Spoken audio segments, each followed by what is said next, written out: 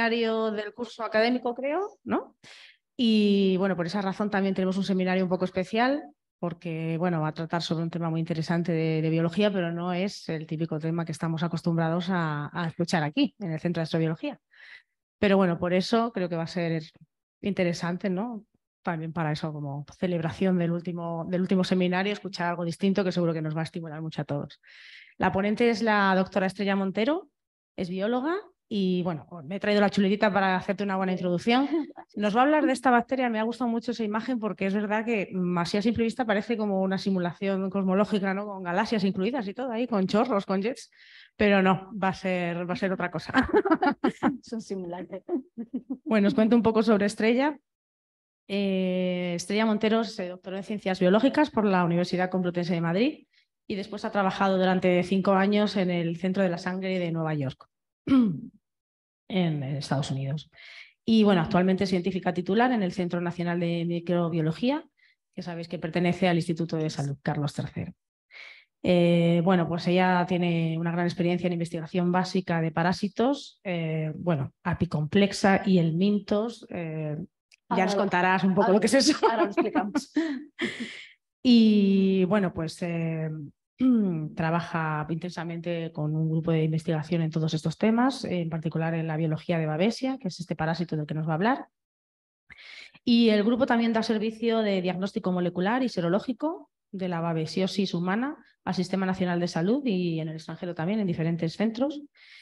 Y bueno, pues Estrella ha participado y lidera numerosos proyectos nacionales e internacionales de investigación, ha formado muchos estudiantes, obviamente pues tiene muchas publicaciones en el tema que nos va a contar y colabora pues con diversos centros en el extranjero, en el Centro de Sangre de Nueva York, universidades como Yale, en California, en Pensilvania, etcétera, etcétera. Y bueno, pues tiene, por supuesto, un gran número de trabajos publicados en revistas de reconocido prestigio internacional en este campo, por ejemplo, en Nature Microbiology, que es precisamente, ¿no?, la publicación que nos vas a presentar hoy, ¿no? Parte de ella al final del seminario. Eso es. Perfecto. Pues nada, pues nos va, bueno, sin más te dejo la palabra. Pues muchísimas gracias por la presentación y también por la invitación del Centro de Astrobiología, de la mano de Carmen y también de María Morales, que me han ayudado mucho a centrar el tema del que vamos a hablar hoy. Por supuesto, estando en el Centro de Astrobiología había que utilizar la palabra universo en algún momento, así que la tenéis ahí en el título, pero este universo es microscópico, no es nada macroscópico, como vais a poder ver, pero espero que os resulte igualmente interesante. En este seminario vamos a ir desde lo más básico, por refrescar un poquito la memoria, a lo más específico del parásito, de forma muy breve, pero para que no os perdáis en ningún momento. Así lo haremos también para otras cositas, para que podáis encajar lo que vamos contando. Mirad, los microorganismos, los microorganismos se dividen o están clasificados en 4 tipos.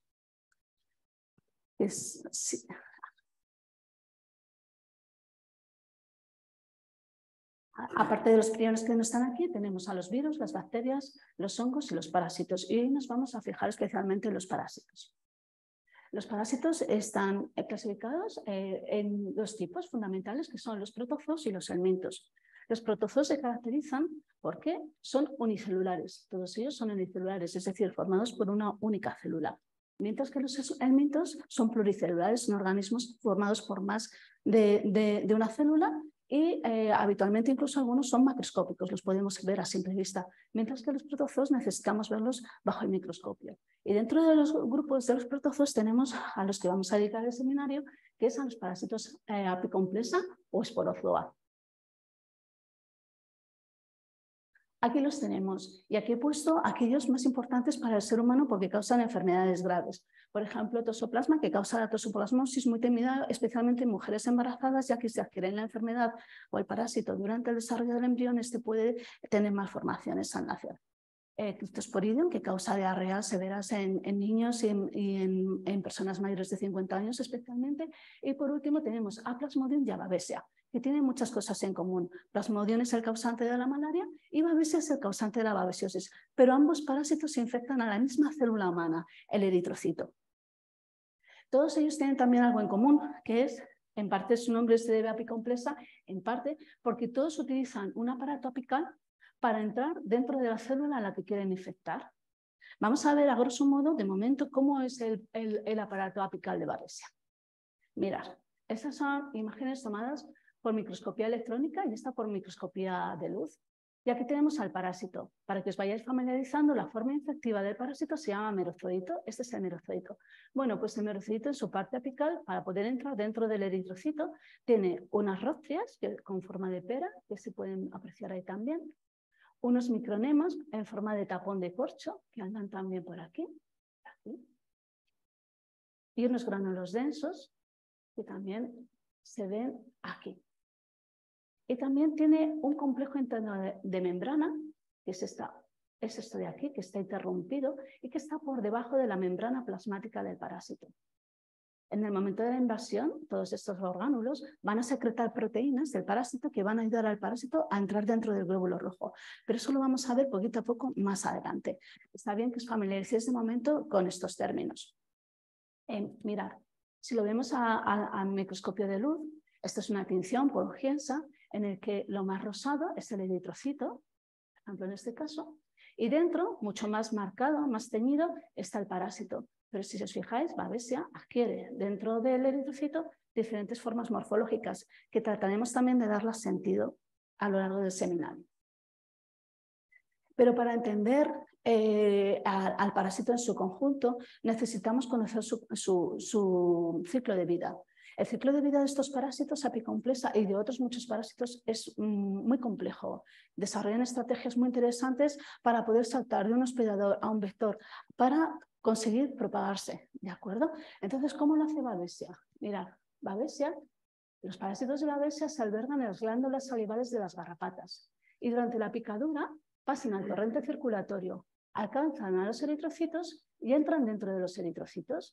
Se multiplican por fisión binaria, que luego lo veremos, y se quedan albergados en los eritrocitos o salen fuera de los eritrocitos. Y cuando salen fuera de los eritrocitos, los rompen. Y ese ciclo se repite miles de veces, de tal manera que genera la enfermedad, la babesiosis en el paciente o en el animal.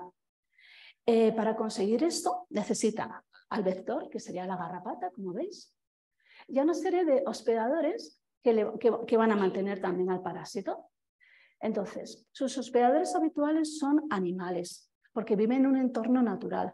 Pero cuando el ser humano nos interponemos en ese entorno natural, la garrapata, que es la que va a transmitir al parásito, nos pica a nosotros, es a nosotros a los que nos ha transmitido el parásito y por tanto la enfermedad. Así que el humano se comporta como un hospedador accidental, interrumpiendo el ciclo entre la garrapata y el animal y el parásito.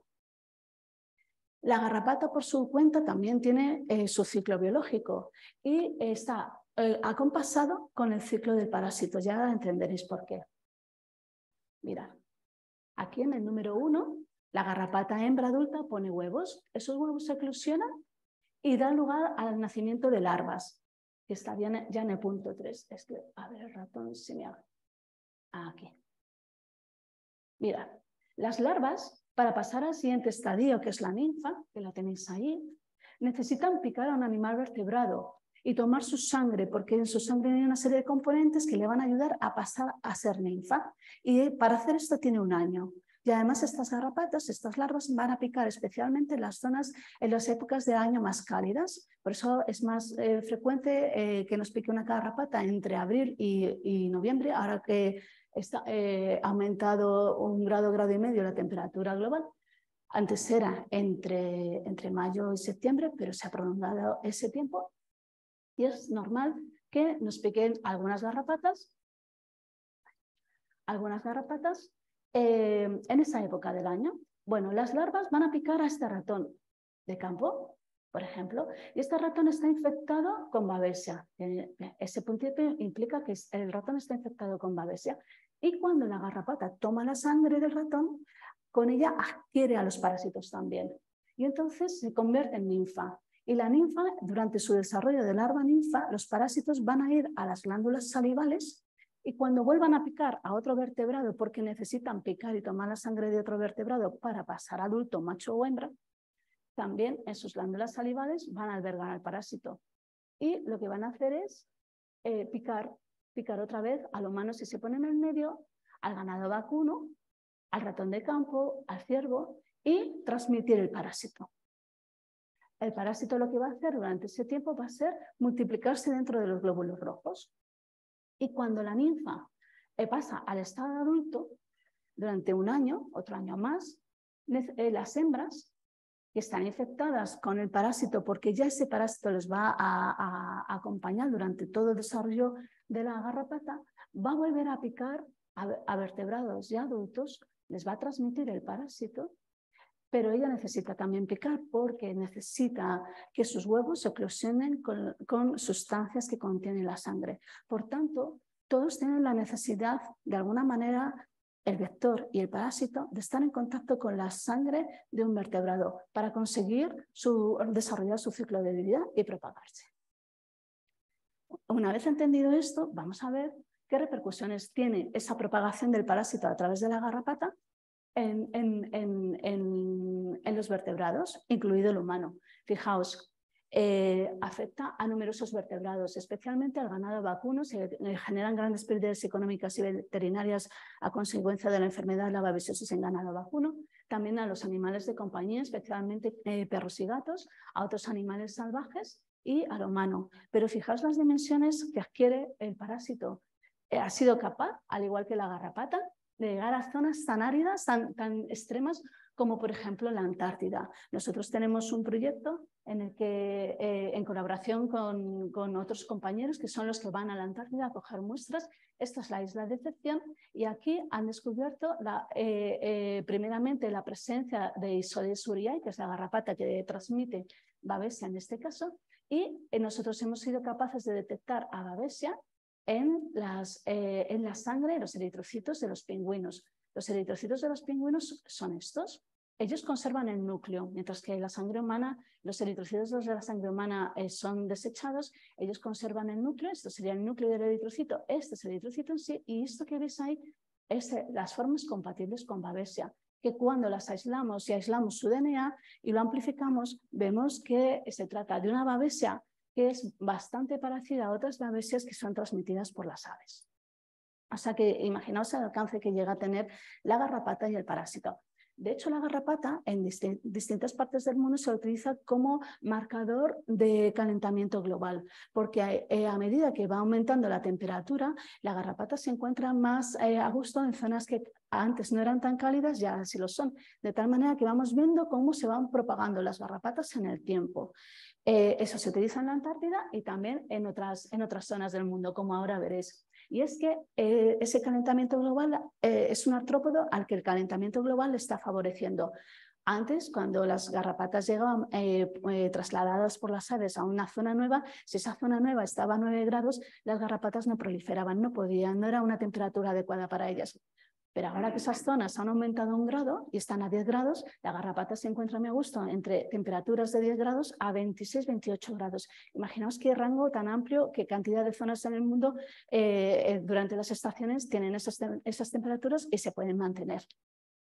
Como estamos un poco preocupados por ello, hay algunos países que ya han empezado a hacer estudios de cómo va a ser la prospección de estas garrapatas en el tiempo, porque estas garrapatas, primero, y más importante de ello, normalmente albergan diferentes patógenos que con la picadura, no solo babesia, otros patógenos son transmitidos a animales y a personas causando enfermedades graves. Entonces, en Estados Unidos han hecho una prospección de cómo podrá ser la distribución de las garrapatas hasta el 2080, empezando por los datos que tenían en el 2000. Estos colores indican la distribución y el aumento de la población. Cuando llegamos al 2020, esta distribución y engrosamiento de la población es evidente y en base a ello piensan que esa distribución va a continuar dándose, aumentando, expandiéndose hasta el 2080. En una zona concreta de Estados Unidos hay más y hay más en el mundo. Otro ejemplo es en la península escandinava. Lo mismo, con los récords que tenían antes, con los que tenemos ahora y con las prospecciones que se están haciendo, probablemente el aumento de las poblaciones de garrapatas sean bastante considerables dentro hablamos a 100 años vista, pero es que es muy obvio que ya está ocurriendo. Bueno, ¿cuáles son las especies de babesia que infectan al humano, que afectan al humano y generan la enfermedad? Pues son varias. Todas ellas vienen de los animales. Es decir, el parásito ha saltado la franja entre, las consideramos zoonosis, la franja entre el animal y el humano, se ha adaptado a las condiciones del cuerpo, temperatura del humano y ha podido desarrollarse dentro del humano. Entonces, por ejemplo, tenemos a Babesia microti, que es la más extendida y que procede del ratoncillo de campo. Babesia divergens del ganado vacuno, Babesia venatorum de los ciervos, Babesia duncani no se sabe todavía y Babesia divergens lai, por ejemplo, que procede de los conejos. Todas han saltado, o Babesia crassa, que procede de las ovejas. Han saltado la barrera entre el animal y el humano.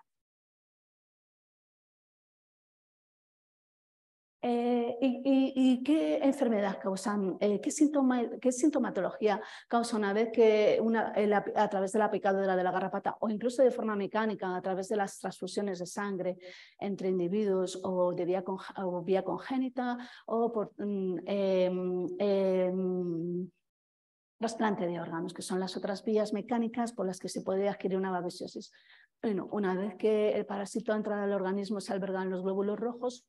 Lo que va a ocurrir es lo que os decía, los infecta, se multiplica y posteriormente los destruye. Y esa destrucción nos va a dar una sintomatología de leve a... esa sintomatología puede que la soportemos bien en el sentido de que nos hemos infectado, pero tenemos un bazo funcional que va a intentar eliminar todos aquellos eritrocitos que están infectados. Y a lo mejor vamos al médico, tenemos fiebre, malestar. Como no es una enfermedad muy común, el médico a lo mejor nos dice, puede que sea un virus, vuelve dentro de una semana si te encuentras peor. Pero nuestro bazo durante esa semana ha conseguido controlar esa infección y ha quedado en nada. Esos son, digamos, casi la mayoría de los casos, pero a veces no ocurre eso y entonces empezamos a tener otra sintomatología mucho más grave, que es con una anemia muy aparente, porque hay una rotura de los glóbulos rojos muy importante. Con lo cual, esa anemia nos va a producir fiebre, nos va a producir escalofríos, dolor de cabeza. Y si no la paramos a tiempo, porque no la diagnosticamos a tiempo o no la tratamos a tiempo, se empieza a complicar. Y pasamos a un grado de gravedad importante, que es fallo renal, fallo pulmonar y finalmente la muerte. La muerte se produce especialmente en personas inmunocompetentes y mayores de 50 años, pero en el caso de Babesia divergens, que es la especie que tenemos en España, a veces causa babesiosis en jóvenes que no estaban dentro no encuadraban en este grupo de personas y tampoco sabemos muy bien por qué la susceptibilidad de algunas personas ha permitido que Babesia les haya invadido y ya haya generado babesiosis graves. La distribución de la enfermedad está ampliamente distribuida en Estados Unidos, es donde tenemos más casos.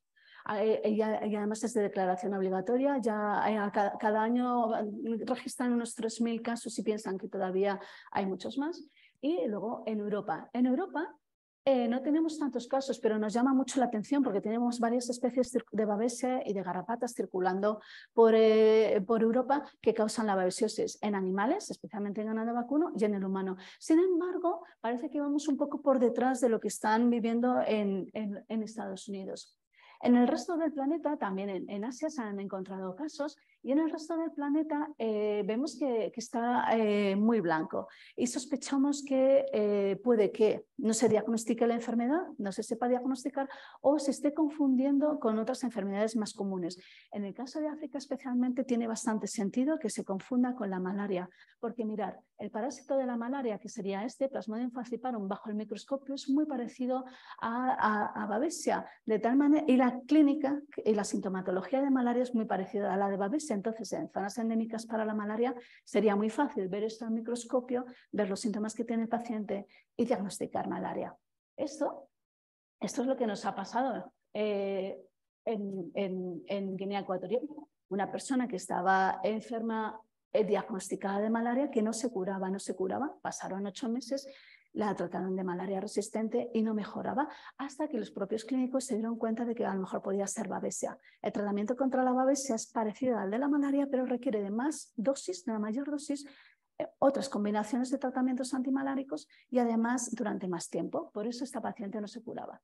Cuando nos enviaron la muestra a nosotros, determinamos que se trataba de babesia y una vez administrado el tratamiento correcto, la paciente ya se curó. Otros casos importantes que ocurren es que aunque esa enfermedad esté ocurriendo en otro país, igualmente nos tiene que, mayoritariamente en otros países, igualmente nos tiene que interesar. ¿Por qué? Porque ahora mismo somos muchas las personas que a Estados Unidos albergan muchísimos turistas a lo largo del año. Turistas que además van a zonas boscosas, a cazar, a divertirse, a pasear. Y ya nos ha pasado alguna vez que viajeros que han vuelto de los Estados Unidos venían infectados con el parásito. Entonces, hay una necesidad importante de tratar las enfermedades cuando llegan los viajeros aquí y de estar preparados para recibir también viajeros, no solamente pacientes autóctonos, sino viajeros o migrantes que han adquirido la enfermedad en otro sitio. ¿Cuál es la distribución de la babesiosis o dónde está ocurriendo en España? Pues mirad, especialmente, como veis, en la parte oeste del país, donde además, coincidiendo con zonas forestales grandes, boscosas, de determinadas temperaturas y humedades, y, por ejemplo, nosotros nos hemos focalizado en Asturias, en estudiar Asturias. Esto es a consecuencia de que en Asturias ha habido casos de graves a muy graves o mortales de babesiosis en humanos. Entonces, concretamente, nos llamó mucho la atención un caso de una babesiosis fulminante en un paciente muy joven, aunque luego se recuperó, y un caso fatal de muerte por babesiosis en una persona ya mayor. Entonces, lo que estamos haciendo es estudiar el entorno natural del parásito de la garrapata y de sus hospedadores, como por ejemplo puedan ser el ganado vacuno, en el entorno de Asturias. Pero mientras que esto ocurre y los científicos encontramos alguna respuesta para mejorar el diagnóstico, el tratamiento y demás, posibles desarrollos de vacunas, ¿qué podemos hacer nosotros personalmente para que no nos piquen las garrapatas? Bueno, pues esto es importante que lo tengáis en cuenta. Como os digo, el género Isodes, por ejemplo, son las garrapatas que están en Europa, incluida España, y en Estados Unidos y en muchas partes del mundo. Es capaz de transmitir numerosos patógenos y dar lugar a enfermedades como la anaplasmosis, la babesiosis, la ehrlichiosis, la enfermedad de Lyme, la tularemia. Estas últimas son enfermedades bacterianas que normalmente afectan o al sistema nervioso o a los pulmones o al riñón o a la sangre, y entonces generan, si no están diagnosticadas y tratadas bien a tiempo, generan también bastantes problemas de salud. Y luego, por ejemplo, tenemos a Yaloma, la famosa Yaloma que transmite la fiebre hemorrágica Crimea-Congo. Estas garrapatas se comportan de forma diferente. Por ejemplo, Isodes lo que hace durante las épocas más cálidas es desde la vegetación baja subir a la parte más alta de esa vegetación, se encarama a las ramitas de los arbustos o de las hierbas, y ahí espera a que al roce de que pase algún animal o algún humano, y al roce de que pasa por ahí justo, la garrapata se encarama. En el caso de Yaloma, siente las vibraciones de las pisadas y en cuanto siente esas vibraciones sale a buscar a su hospedador. ¿Cómo evitar esas picaduras? Pues en ambos casos es conveniente llevar botas altas, si vamos por el campo, pantalones largos y, si es posible y si se aguanta, también camisa de manga larga. Utilizar repelentes y observarnos bien cuando hemos vuelto de ese paseo por el campo. Si llevamos mascotas, observar también que no les hayan picado las garrapatas y, si fuera el caso, llevarles a un veterinario. Nosotros observar en ciertas zonas como es de mayor humedad, como son las axilas, la cabeza, el ombligo, observar si vemos garrapatas. En el caso de que las veamos, primero no hay que entrar en pánico, hay que decidir si tú la vas a quitar o si vas a un centro médico a que te la quiten. Lo segundo es casi más conveniente que lo primero, pero si os atrevéis a quitarlas lo tenéis que hacer bien, en el sentido de que tenéis que coger unas pinzas de extremo romo y acercaros bastante a la piel donde está la garrapata y de una vez tratarla de enganchar y de tirar con suavidad hasta que salga entera. Si se queda parte de... Nunca vamos a retorcer ni aplastar porque se va a quedar el aparato bucal dentro de la piel y esto también nos va a dar problemas. Y en caso de que ocurra, hay que dejarlo tranquilo hasta que el cuerpo elimine el aparato bucal en caso de que se haya quedado enganchado. Nunca vamos a utilizar ni aceites, ni cremas, ni nada que eso se ocurra porque no va a valer para nada, va a empeorar la situación. Y si somos conscientes de que nos ha picado una garrapata y dentro de 2 o 3 semanas nos empezamos a encontrar mal, ir al médico y recordarle al médico, porque va a ser una pista fundamental para él, que recuerda es picadura por garrapata. Y ahora vamos a lo que es la biología en sí de Babesia. Cuando nosotros cultivamos el parásito en el laboratorio, utilizamos sangre humana para cultivarlo, lo cultivamos en unos frasquitos, vemos este escenario. Y este escenario, como os decía, son los glóbulos rojos y dentro... Y dentro ves al parásito. Pero mirad, este tiene una forma diferente a este y este a este. Y es un escenario que a nosotros nos suponía era bastante complejo de interpretar. Y hasta hace muy pocos años no se ha interpretado. No hemos dado con lo que es lo que significa para el parásito formar todos estos estadios, ¿no? Entonces empezamos a estudiarlo, varios grupos de investigación, y nos dimos cuenta de que había algo muy constante, que eran 7 estadios principales. Ahí tenéis al merofilito libre entrando dentro del glóbulo rojo y luego, una vez que ha entrado, se convierte en lo que llamamos trofozoito, de forma redonda. Pero luego tenemos otros estadios, que es este, que le llamamos piriforme. La llamamos así por la forma que tiene de peras, pero mirad, esto en realidad son dos células idénticas, hermanas, que están unidas por el centro. Esto lo llamamos dobles trofozoitos. Son 2 trofozoitos dentro del eritrocito. A estas las llamamos dobles piriformes. Es lo mismo, 2 hermanas unidas por el centro, y esto lo mismo. A esta la llamamos Cruz de Malta y es bastante significativa de Babesia. Es el único parásito que puede formar esta forma. Son 4 células hijas unidas por el centro. Estos son trofozoitos cuádruples y esto es un eritrocito parasitado con todas estas mezclas de parásitos dentro del eritrocito. Nos llamaba mucho la atención y vimos que unos estadios estaban relacionados con otros, es decir, cuando ya había entrado el parásito se formaba primero el trofozoito y este trofozoito daba lugar a la formación de la piriforme, y esta piriforme daba a su vez, se desarrollaba a dobles trofozoitos o a cruces de maltas. Los dobles trofozoitos se desarrollaban a dobles piriformes y las cruces de malta, por ejemplo, a anillos cuádruples. Los anillos cuádruples daban lugar a formas multiparasitadas. Esta fue la primera forma de entender más o menos cómo se va generando el ciclo. Pero también nos dimos cuenta de que había otros actores dentro del ciclo que no daban cabida dentro de este ciclo. Este ciclo el primer ciclo que desarrollamos, que vemos que empieza a tener sentido. Y entonces decidimos, no sabíamos si estas formas de aquí, que se parecen, estas formas son las principales, y estas se parecen a las principales, no sabíamos bien si eran artefactuales porque la microscopía nos estaba produciendo artefactos y realmente no existen, o si realmente tienen sentido y si las produce el parásito. Así que para eso acudimos a otras técnicas que nos permitían ver al parásito en su naturaleza, evitando imágenes artefactuales como nos daban la microscopía electrónica o la microscopía de luz. Y para eso acudimos a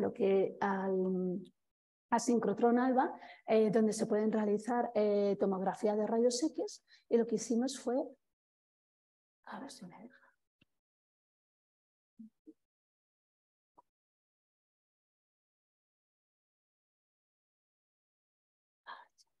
Ay. Bueno.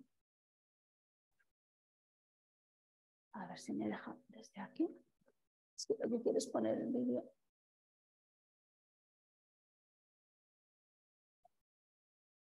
Desde aquí igual vais a ver. Sí. Mira, lo que hacemos es tomar tomogramas desde menos 60 ángulos hasta más 60 ángulos, en el que empezáis a ver ahí el eritrocito, ¿de acuerdo? Las cositas estas oscuras, los gránulos estos oscuros son gránulos de oro para luego poder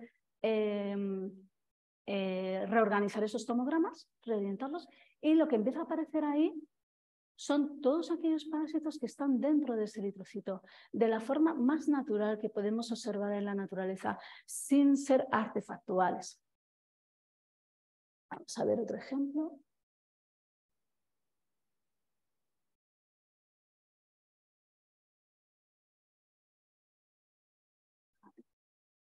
Se ha desconfigurado esto, pero...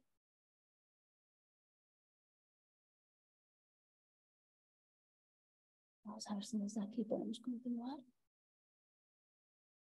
Sí, es que parece ahora. A ver si me deja. Es que no atiende el ratón desde aquí. Sí. Desde aquí intento hacerlo, sí. Y no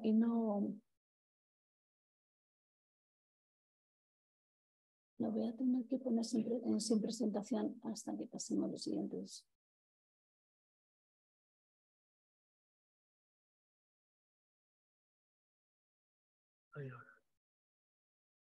Ay. Pues hay varios vídeos, espero que no pase todo el tiempo. No, sí. El ratón se queda aquí sí. ahora.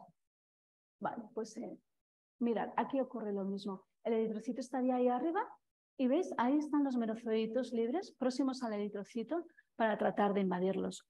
Cuando hacemos la reconstrucción de las imágenes que vemos, el resultado es este. Por ejemplo, este es un merozoito, la reconstrucción de un merozoito libre, con su núcleo en el centro, apicoplasto, retículo endoplásmico, mitocondrias. Y eso es lo que hicimos para todas las formas que veíamos. De tal manera que pudimos reconstruirlas todas en su estado más natural. Y efectivamente, lo que veíamos que eran estados transitorios que no sabíamos si eran ciertos o no, aquí los vemos perfectamente y sí que son ciertos, ¿no? O sea, no eran artefactuales.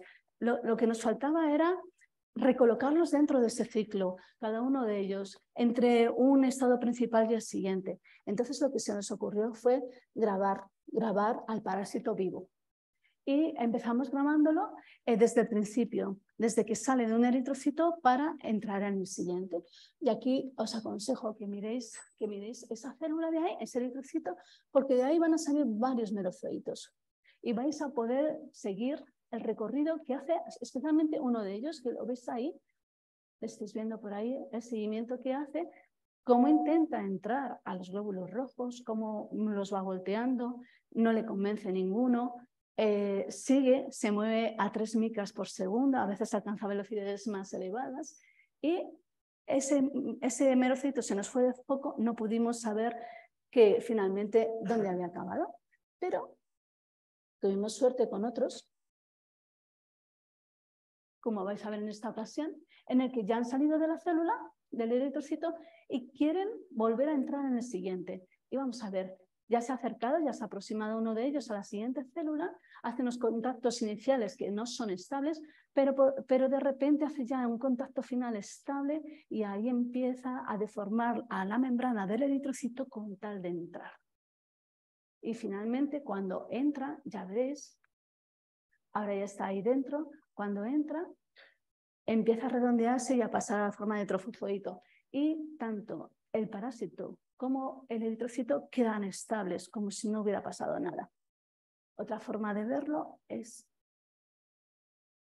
esta es una recreación en la que veis, normalmente los merozoitos hacen contactos no estables hasta que por fin consiguen establecerse, imaginar la membrana del eritrocito y entrar y establecerse ahí dentro sin dañar al eritrocito.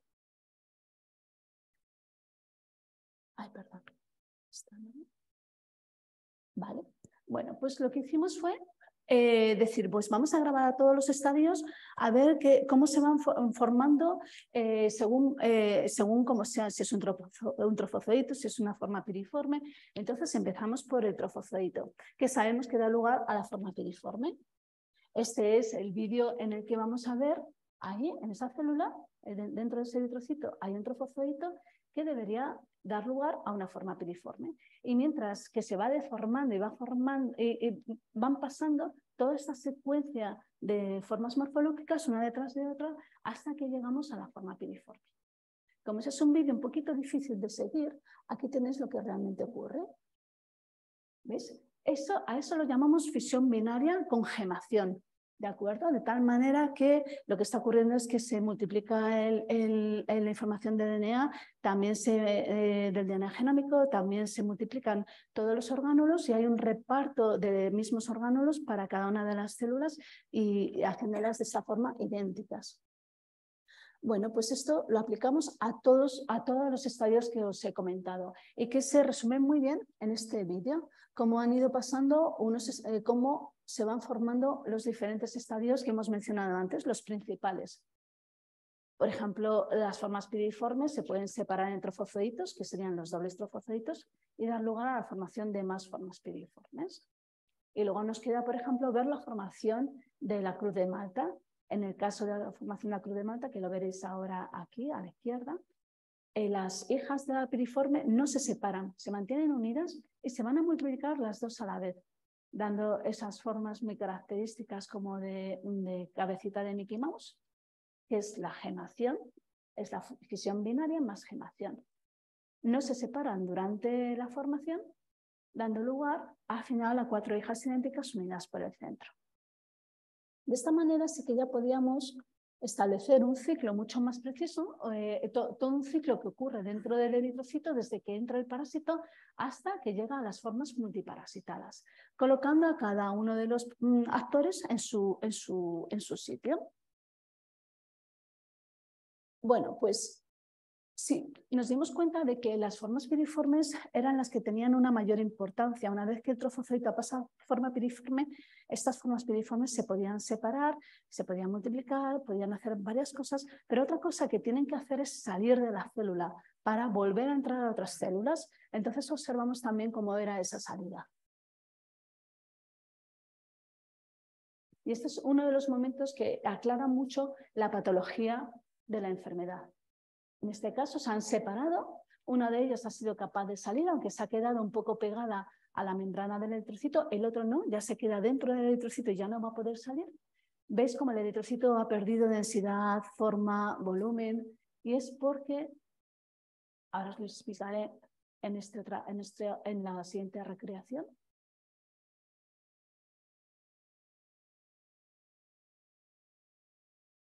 Lo que ocurre es que primeramente se separan los dos parásitos.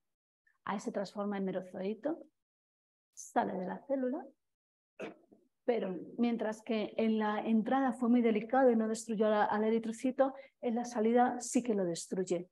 Pierde toda su conformación el eritrocito. Y esto, cuando ocurre millones de veces, que es lo que ocurre dentro del organismo, genera unas anemias muy importantes y con ellas el resto de la sintomatología de la que os explicaba.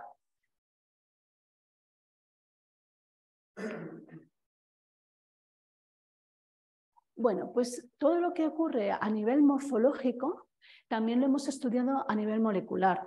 Es decir, ¿cómo podemos saber nosotros a nivel molecular, que nos interesa bastante para poder ir en contra del parásito, diseñar tratamientos, vacunas que a nivel molecular sean útiles para combatir al parásito, frenar su propagación en el eritrocito? Bueno, pues lo que hemos hecho ha sido estudiarlo a diferentes niveles. Entonces, para que me podáis seguir, simplemente recordaros que los organismos pueden ser haploides o diploides. Los haploides son organismos sencillos que solo tienen una copia por cada cromosoma, mientras que los diploides tienen 2 copias por cromosoma.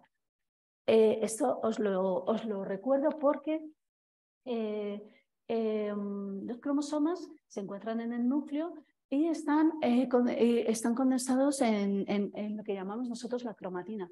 Pero para que estos cromosomas y la información que alberguen sea funcional, esa cromatina se tiene que descondensar y hay varias fases de descondensación hasta que llegan a convertirse en la conocemos doble hebra de DNA.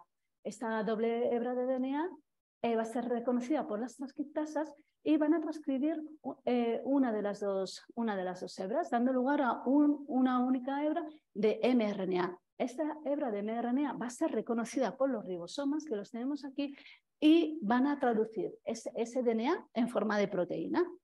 la proteína se va a formar, va a sufrir una serie de modificaciones post-transduccionales y vamos a tener proteínas de varios tipos, estructurales, funcionales y algunas enzimas, o bastantes enzimas, mejor dicho, especialmente relacionadas con el metabolismo.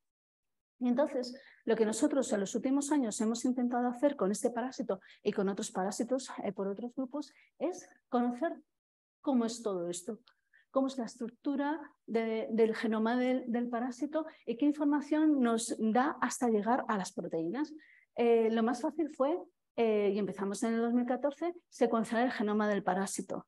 Conocimos los genes, predecimos las proteínas. También posteriormente secuenciamos el transcriptoma del parásito, que era más preciso todavía para el conocimiento de esas proteínas. Estudiamos las estructuras proteicas que tenemos y lo último que hemos hecho, que era mucho más complicado y que solo ha podido ser recientemente porque no se tenían anteriormente las técnicas para hacerlo, es estudiar la estructura tridimensional de la cromatina y de los cromosomas del parásito y ver aquellas señales epigenéticas que son señales o que son formas de controlar la expresión génica desde este nivel, no desde este, que le tenemos bastante conocido, es bastante conocido, sino desde este nivel.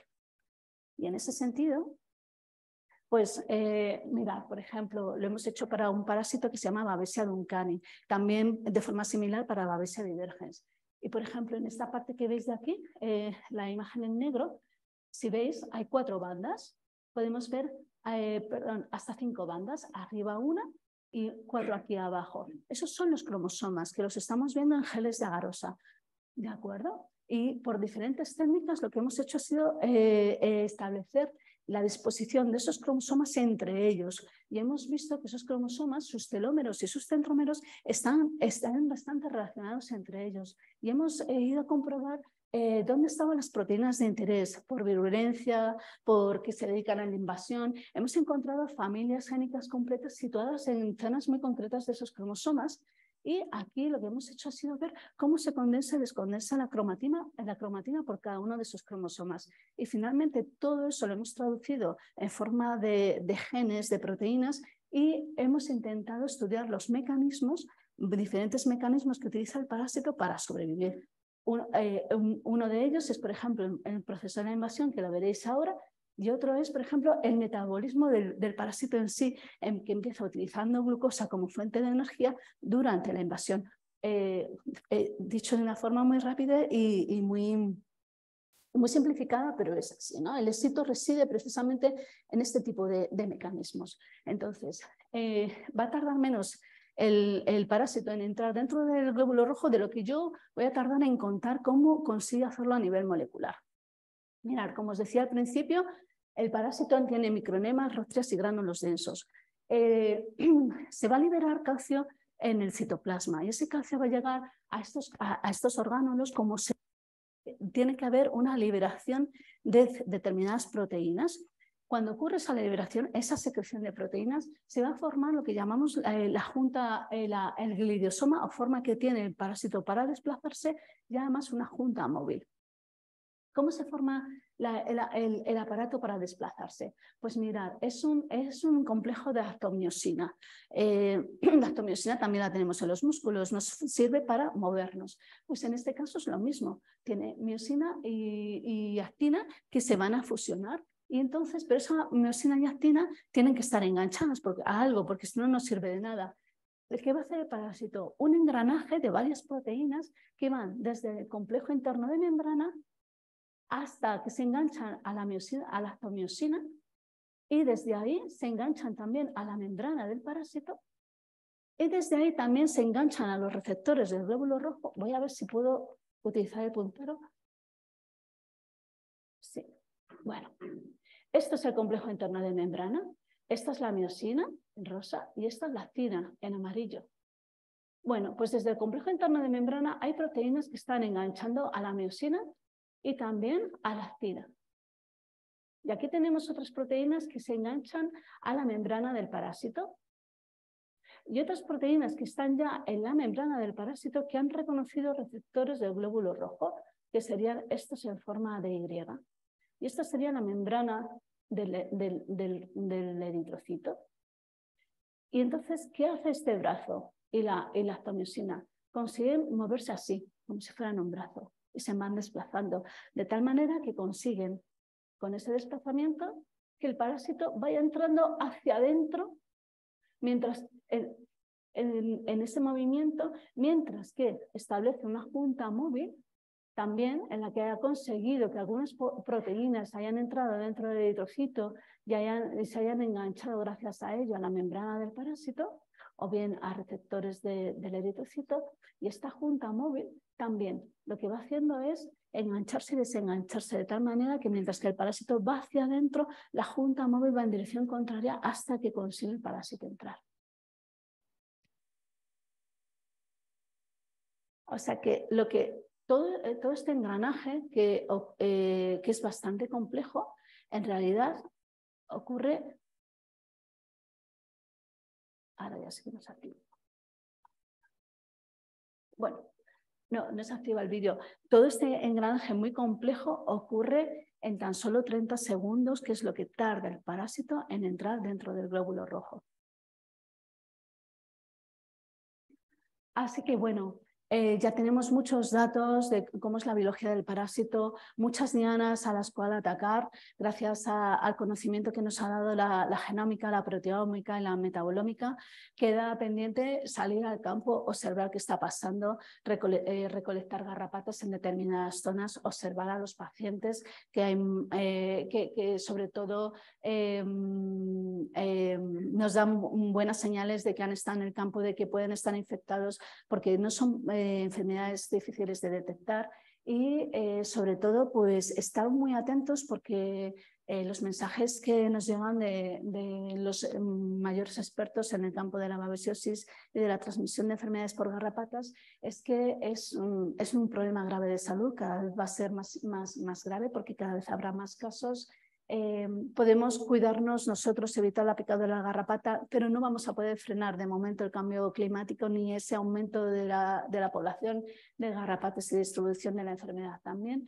Y puede ser que sea solamente una cuestión de tiempo que este escenario que tenemos ahora y que todavía es controlable y manejable porque no son tantos los pacientes que adquieren la enfermedad, llega un momento en que se convierta en un problema de salud pública importante. Así que está de manos también de las autoridades que informen a la población y que adviertan de que pueden adquirir enfermedades transmisibles por garrapatas en aquellas zonas donde las haya.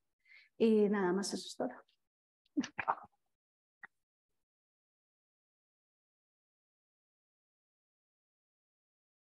Gracias a todos los colaboradores que participan en estos trabajos y gracias a vosotros por vuestra atención.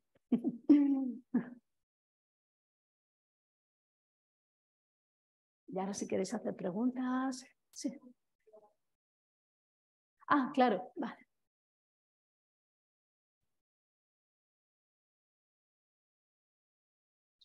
Muchas gracias. Pues empezamos una ronda de preguntas.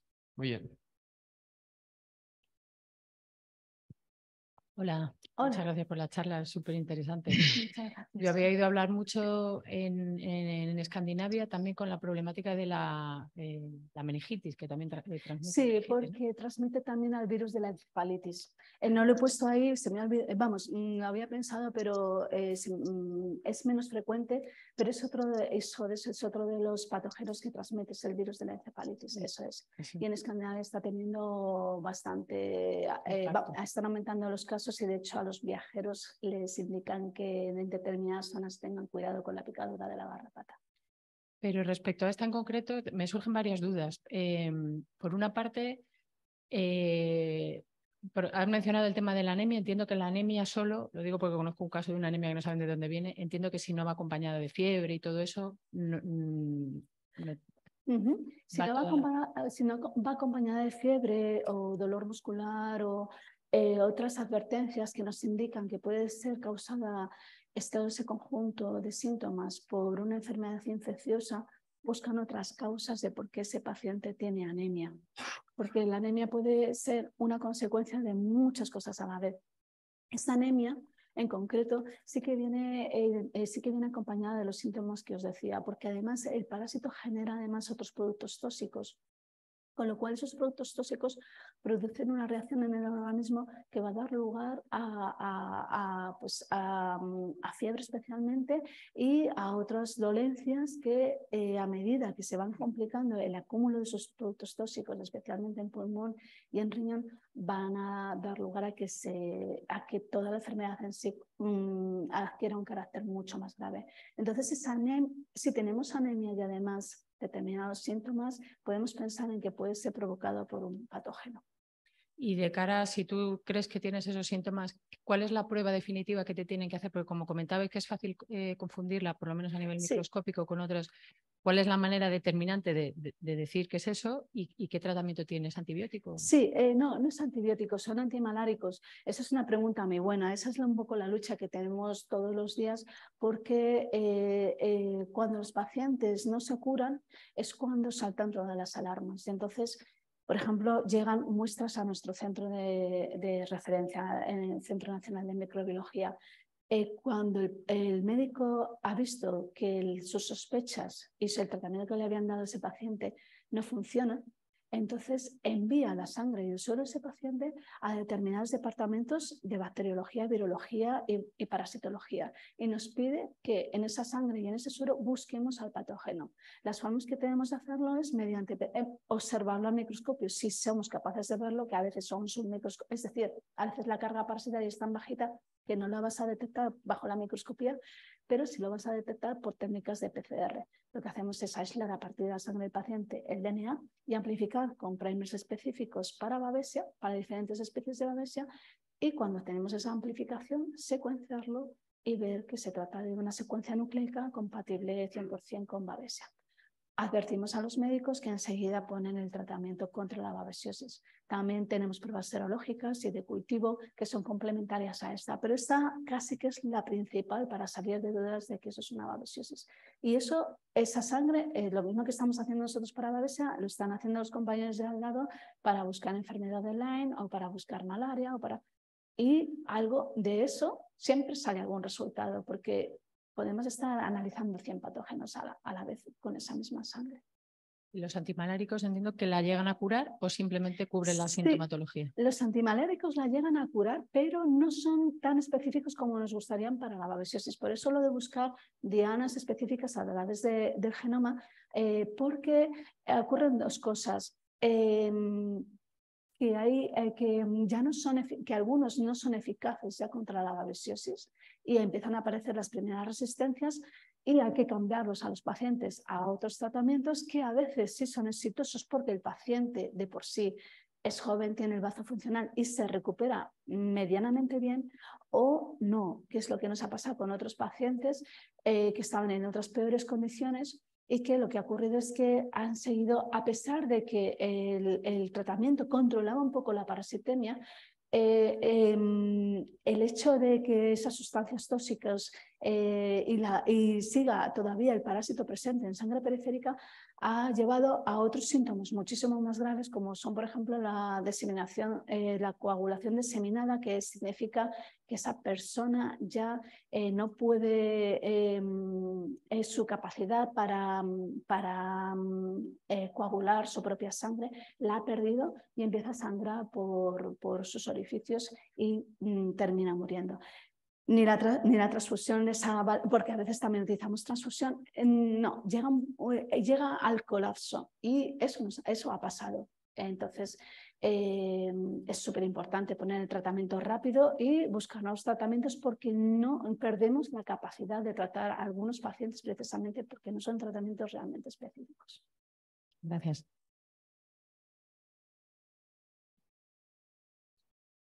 Hola. Muchas gracias por la charla. Es bastante impresionante la cantidad de conocimiento que habéis adquirido sobre babesia.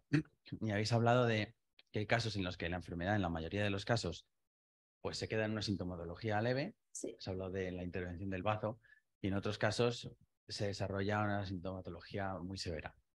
Entonces, mi pregunta es si se conocen mecanismos de evasión inmune de babesia que permitan que se desarrolle la sintomatología severa. Sí, va a depender de la susceptibilidad del paciente y de la capacidad de la respuesta inmune del paciente. Y entonces ahí está el truco. El parásito intenta evadir la respuesta inmune. Y es una cosa que estamos estudiando actualmente, pero es como que está engañando al sistema inmune todo el tiempo. Y pensamos que una de las formas que tiene de engañarlo es secretando algunas proteínas que no le valen para nada, pero que son muy llamativas al sistema inmune, va a generar anticuerpos contra esas proteínas, y mientras que está distraída con eso, que no vale para nada, el parásito está entrando al eritrocito. Esa es una... Esos son como los como neoantígenos. Eso... Sí, antígenos que no son neutralizantes y que se quedan en el sobrenadante, como nosotros decimos, o en el medio extracelular, y que están distrayendo. Eso es uno de los sistemas que pensamos que puede utilizar. Claro, y entonces el sistema inmune genera una respuesta contra todos esos Contra algo, antígenos que... sí. También genera respuestas dirigidas a algunos o genera anticuerpos que sí van a ser eficaces, pero otros que no. Entonces, nosotros en el laboratorio hemos visto que los anticuerpos que son eficaces contra el parásito, porque podemos inhibir la entrada del parásito utilizando esos anticuerpos, consiguen inhibir la entrada del parásito en el 50% de los casos, que ya es una buena inhibición, pero el otro 50% de los parásitos está entrando, o sea que debe tener mecanismos alternativos que si yo te bloqueo esta proteína, de todas maneras consigo entrar porque estoy utilizando estas otras. Debe tener mecanismos alternativos para conseguir eso. Y otra de las cosas que hace algunos de estos parásitos, algunas de estas especies y también algunas especies de malaria, es adherirse al endotelio vascular. Lo que ha conseguido es que los eritrocitos que están infectados se adhieran al endotelio vascular, se queden pegados a las paredes de los capilares, de tal manera que evitan pasar por el bazo. Y al no pasar por el bazo, nadie les detecta, no les pillan. Entonces, el momento más importante a lo mejor para pillarles es cuando están fuera de la célula en forma de merofito libre, y ahí tratar de retenerles. Una vez que han entrado dentro de la célula o está entrando ya y está secretando esas proteínas despiste, difícil frenarle. O sea que en la fase del trofozoito es cuando induce que el eritrocito se adhiera. Sí, una vez que está el trofozoito o se están formando las otras fases, secreta una serie de moléculas que se van a la membrana del eritrocito como si fueran un pegamento, y de ahí se enganchan al endotelio vascular y ahí se quedan. Muchas gracias. Gracias a ti. Gracias. Bueno, yo te voy a hacer como preguntas muy de novato, porque esto no es mi tema. Algo que me llamó la atención es que cuando enseñaste el mapa de dónde se encuentran más estos casos, que había como, pues eso, una sobreocurrencia en Extremadura, y yo como gallego me sorprende que haya tampoco en Galicia, ¿no? O sea, quiere decir, sí. Me cuentas, yo qué sé, que pienso por ejemplo Orense, ¿vale? Que Orense en verano es un horno, ¿vale? Y hay mucho bosque y hay muchas situaciones de este estilo, ¿vale? Y yo que sé, incluso cerca de la costa. Por un lado, ¿cómo es que eso no es tan, o sea, no, digamos, no está tan favorecido ahí? Y lo otro ya es más de toda la secuenciación que habéis hecho del genoma de la Babesia divergens. ¿Cómo habéis sacado a partir de ahí la forma del plegamiento de esas proteínas y todo eso? Que seguramente es muy obvio porque ¿Cómo no lo sé. hemos sacado el modelo? Sí. Gracias. Mira, la primera pregunta es muy interesante. Resulta que en Galicia hay la babesiosis en ganado vacuno, como es muy frecuente, es de declaración obligatoria y además es semestral a nivel mundial. Resulta que en Galicia hay babesiosis por Babesia divergens, que es la que hemos visto que afecta también al humano. Sin embargo, hay pocos casos registrados en humanos. Es lo que no nos cuadra. El problema que tenemos es que todos esos datos no nos cuadran. Es decir, los datos que tenemos en pacientes es porque ha habido médicos que se han dado cuenta de que ese paciente tenía babesiosis, pero se nos escapan muchos datos y muchos pacientes. Entonces, ¿qué ocurre? Te voy a poner el ejemplo de Asturias, que sería un poco lo que está pasando también en Galicia. Nosotros hemos hecho un estudio retrospectivo en el que estudiamos a pacientes que habían tenido enfermedad de Lyme o borreliosis, que es otro de los patógenos transmisibles por estas garrapatas. Y estudiamos y analizamos el suero de estos pacientes buscando anticuerpos contra Babesia divergens. Estos pacientes tenían anticuerpos contra Babesia divergens, que quiere decir que habían estado también expuestos durante la picadura de la garrapata al parásito, pero en el momento en el que ellos acudieron al hospital no se les miró si tenían babesios, eso no, solo se estimó en la infección por Borrelia. ¿Qué consecuencias ha tenido eso para estos pacientes? Pues para algunos no ha sido muy beneficiosa, que no se dieran cuenta de que está infectado doblemente por otro parásito, porque han tenido secuelas a nivel de problemas cardiovasculares. Y no todos los pacientes, si analizamos 120 pacientes, de los cuales 39% estaban infectados también con Babesia divergens, de los cuales unos cuantos tuvieron dolencias cardíacas que en esos momentos se hubieran podido tratar mejor y no haber dejado pasar tanto tiempo o conseguir un empeoramiento, una peor recuperación del paciente. Y esto podría estar ocurriendo porque los hábitats son muy parecidos en Galicia, donde hay una buena declaración de la enfermedad en ganado vacuno, pero donde tenemos pocos datos en humanos, y así como en el resto de España, donde vemos que están ocurriendo casos.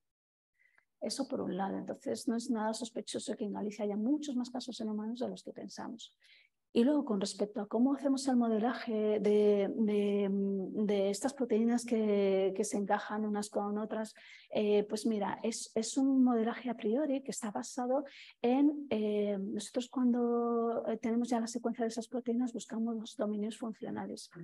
Entonces, pensamos que algunas proteínas están ya caracterizadas para otros parásitos y se sabe su función. Entonces, entre que conocemos los dominios funcionales de unas proteínas y está caracterizada bien la función para otras en otros patógenos, malaria, tosoplasma, por ejemplo, intentamos hacer ese engranaje. Pensamos que ese es el modelo por el cual el parásito está entrando.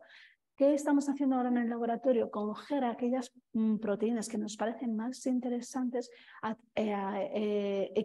demostrar su función, por un lado, y por otro, desarrollar tratamientos o buscar fármacos contra la acción de esas proteínas, o incluso algunas utilizarlas como dianas para el desarrollo de vacunas, que es un poco lo que estamos haciendo todos actualmente en este tipo de parásitos. Vale, gracias. O sea que las proteínas que habéis encontrado realmente no hay nada raro, ninguna sorprendente o alguna cosa propia de este parásito, es casi todo. No realmente, lo que hay algunas proteínas propias o únicas de Babesia o de algunas especies de Babesia que no las hemos encontrado en otros apicomplesa y que podemos conocer su función a priori porque sí han sido descritas para otros organismos. Entonces nos vamos haciendo una idea de qué proteínas son, dónde están localizadas en el genoma, cómo se están expresando, si se expresan a la vez, si se expresan en un estadio, en otro. Por eso lo de la epigenética, por eso lo de hacer la epigenética, ver el control de expresión de los genomas, del genoma y ver en qué momento unas proteínas se expresan, otras no, otras esperan. Por lo mismo, ¿no? Porque pasa de la garrapata al ser humano o al ganado y tiene que tener un genoma súper bien controlado y administrado para que en cada momento tenga a mano la proteína que necesita para hacer esa acción. Muchas gracias. Una última preguntilla. O penúltima. Hola, muchas gracias por la charla. Yo tengo una duda, al hilo de lo que comentaba Gonzalo. Esas diferencias en cuanto a la expresión de la enfermedad en un sitio o en otro, ¿no? ¿Habéis encontrado alguna relación en cuanto al tipo de cabaña ganadera que hay y el tipo de manejo que se lleva en cada región? Por ejemplo, en Extremadura es mucho más extensiva, mientras que en Galicia es más intensiva. Entonces, al ser enfermedades de declaración obligatoria, entiendo que es mucho más fácil detectar cuando estás en intensivo y más fácil de controlar un brote. Eso es muy interesante, sí. Dependiendo del tipo de ganadería, así la infección va a ser más frecuente y más severa. Bueno, más frecuente, vamos a dejarlo en más frecuente. Ahora te explico por qué. Tú puedes tener el ganado estabulado. ¿Qué pasa con los siempre... 5 euros? ¿El qué? Tú puedes tener el ganado estabulado y más o menos controlado en una zona determinada en la que se han eliminado arbustos, hierbas, zonas en las que árboles en las que solo tienes pasto y pensar que ese ganado está más o menos bien ahí y no moverlo de ahí. O puedes hacer una ganadería de pastoreo en determinadas zonas, de que me llevo el ganado a esta zona de aquí porque aquí el pastoreo es muy bueno, pero lo tengo todo rodeado de hierbas, de arbustos y demás, donde está la garrapata. Ahí es donde está el problema. O sea, y ahí es donde empieza la infección. Y ahí es donde el ganado se está exponiendo a la picadura de la garrapata. Pero pasa una cosa, este tipo de ganaderías están en España y en todo el mundo. Van a pasar dos cosas interesantes. Yo expongo al ganado a que se infecte con la garrapata, o sea, a que le transmitan las enfermedades, y ese ganado efectivamente se me va a poner enfermo. Pero si yo lo llevo siempre al mismo sitio, ese ganado se va a estar acostumbrando a la exposición continuada de la picadura y del patógeno. Y lo que va a desarrollar va a ser al final una cierta inmunidad protectiva que va a tener a la infección controlada. Si yo a ese ganado lo saco de esa zona y lo pongo en otra, esa inmunidad con el tiempo la va a perder. Y si lo vuelvo a llevar a esa zona donde había garrapatas, se va a volver a infectar.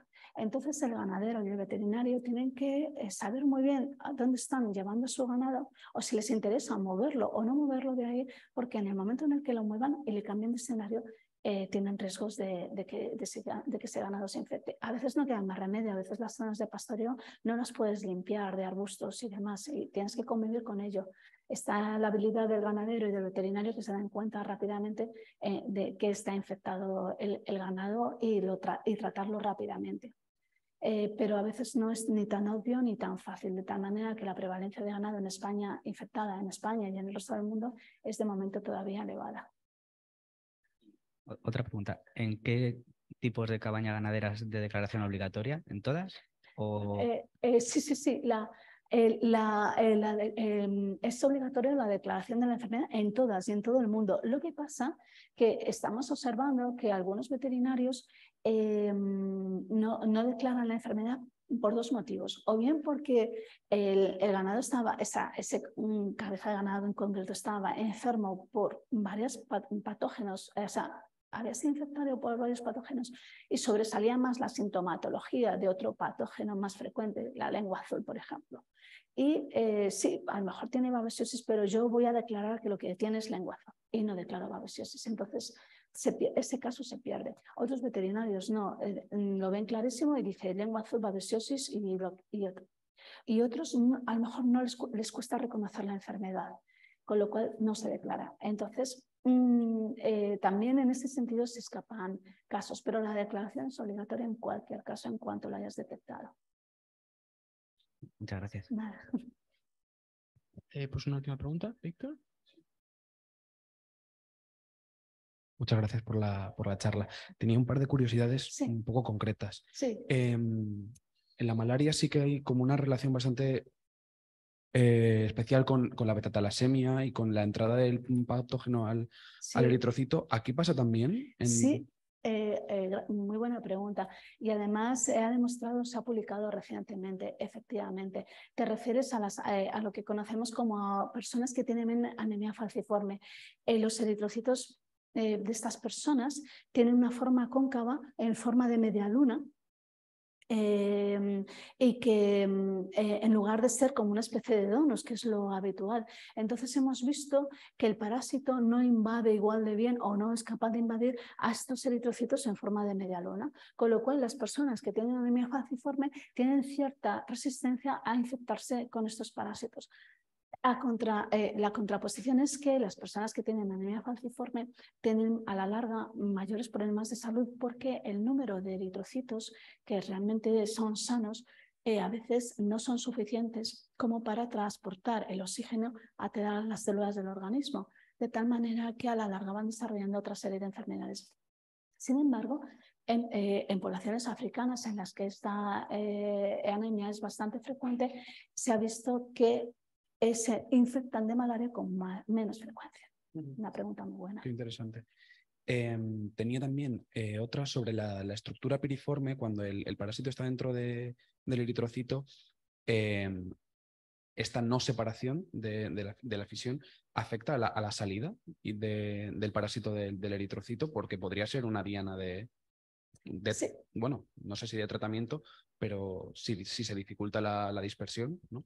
Sí, esa es otra pregunta muy buena. Yo os he puesto el ejemplo de la invasión porque lo conocemos un poquito más a nivel molecular, pero el proceso de salida del parásito, en el proceso de la salida del parásito intervienen numerosas proteínas, porque además, aunque parece que pasa todo muy rápido, lo que hace el parásito es generar un poro en la membrana del eritrocito y a través de ese poro salir. O sea que el parásito se prepara primero la salida, genera ese poro y sale, aprovecha a salir a través de esos poros. Eso ocurre en el parásito de la malaria y nosotros con las aproximaciones que hemos hecho moleculares podría ser de una forma similar. No idéntica porque no tiene todas las proteínas que tiene el parásito de la malaria, pero algunas que sí indican que la salida podría venir determinada por el contacto del parásito con la membrana y la producción de algunas proteínas que produzcan la rotura de la membrana del eritrocito para poder salir. Vale. O sea que sí, tienes toda la razón. Son dianas moleculares que podríamos tanto utilizar para que no salga, o sea, para que no entre o para que no salga. Y no sé si queda del ciclo de vida, sobre todo de la garrapata, creo que hay una imagen que me ha quedado un poco así, que es al humano solo le pica la garrapata hembra en el momento en el que... Esa es una muy buena pregunta también. Al humano le pican, las garrapatas son muy selectivas. Hay garrapatas que nunca nos van a picar, que no pican al humano, y otras que sí. Las que tú has visto, sí. Entonces, como he dicho, la larva para pasar a ninfa necesita picar, la ninfa para pasar a adulto necesita picar y la hembra para que por sus huevos luego puedan eclosionar necesita picar, pero el macho no. El adulto macho no pica. Habitualmente no pica. El resto de su vida, que pueden ser unos meses, es un ciclo como de 3 años, tiene una vida media de 3 años las garrapatas, 4 lo sumo. Ese macho ya no va a picar el resto de su vida, solamente picará cuando se encuentre con climas muy, muy, muy secos y necesite hidratarse. Y cuando pique, no va a picar al humano, va a buscar, porque no va a estar a mano, va a buscar al ciervo probablemente, animales grandes, al gamo, picar a esos animales. Entonces, la hembra sí, y la hembra va a picar al que se ponga delante. El macho no tiene necesidad de picar. Interesante, muchas gracias. Podría seguir, pero creo que ya me echan la bronca. Gracias. Muchísimas gracias por tu charla, Estrella, y Muchas gracias a vosotros. bienvenida cuando sea, ¿vale? De acuerdo. Muchas gracias. Gracias.